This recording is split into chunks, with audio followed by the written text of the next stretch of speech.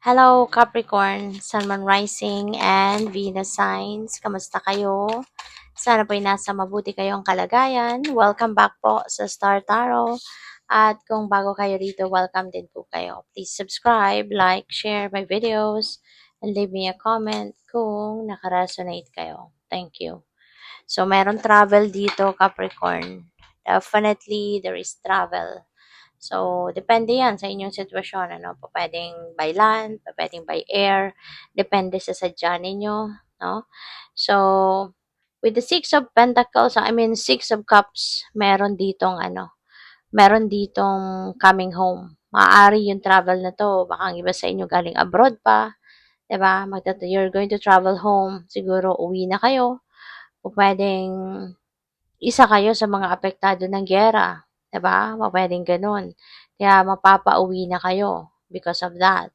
O pwede rin naman, na uwi na kayo because you're just going to visit your family, visit your loved ones, diba? Temporary lang bakasyon, ganun. Or po pwedeng uuwi kayo because for good. Nakapag-ipon na kayo, tapos na yung kontrata ninyo, parang ganon, no? So, you are coming home for good, no? Maaaring dito na kayo magsisimulang muli, no? Ng bagong buhay, diba? Maybe you're going to put up your own house, you're putting up your own business, at dito na kayo magsisimula ng bagong buhay, no? So, possible yan. Pwede rin, no, na mayroong magbabalik. Speaking of coming home, pwedeng may magbabalik dito sa buhay nyo. Pwedeng tao, okay?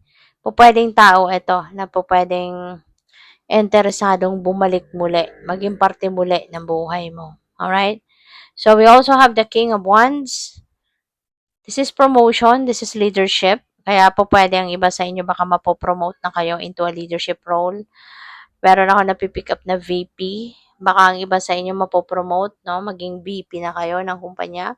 Pwedeng ganon. Or, pwede rin na you will become a CEO na ng sarili ninyong negosyo. Maaari ikaw na yung magiging leader, diba? Ng sarili mong negosyo. So, possible din yan. Si Chariot, this is travel. So, travel. Kaya, very imminent dito talaga ang sitwasyon ng iba na merong pagbabiyahing mangyayari. Merong pagbabiyahing gagawin talaga kayo. For whatever reason, no, yung biyaheng ito, pwedeng trabaho, career, business ninyo, maaaring ang iba mag-aaral, pwedeng yung biyahe talagang uuwi sa pamilya, pwedeng ganon. Okay?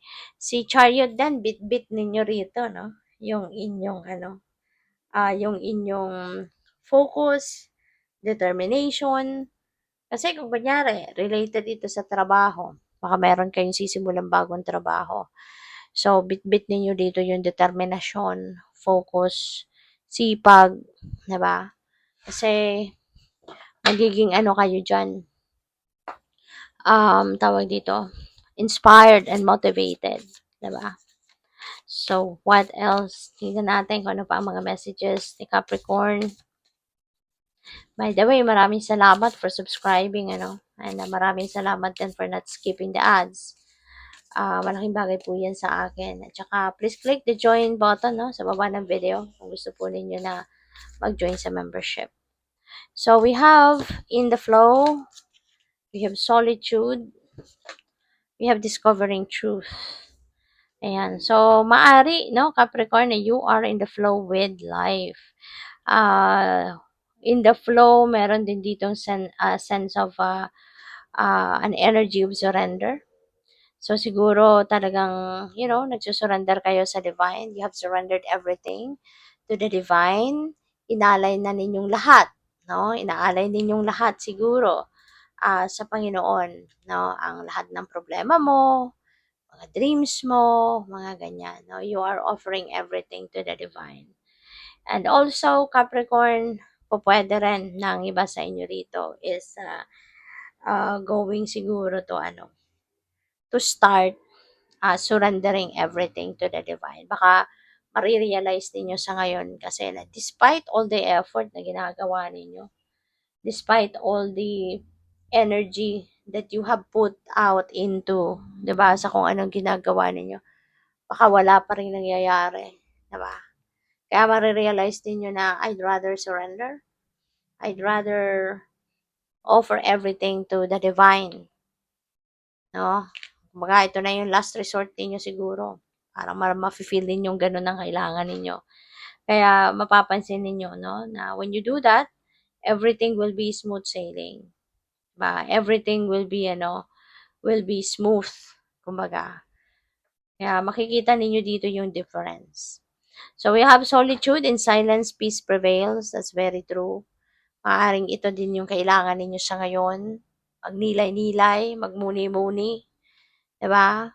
Subukan ninyong mapag-isa, mag-me time muna kayo. Because when you are quiet, when you are not doing anything, that's when your soul speaks. Maririnig ninyo dyan yung soul mo magsalita. Maririnig mo yung intuition mo, ang boses ng intuition mo, dyan mo din maririnig. And when you are also in solitude, 'di ba? You will feel that serenity, you will feel that peace, your tranquility, dyan mo yan mararamdaman. Alright?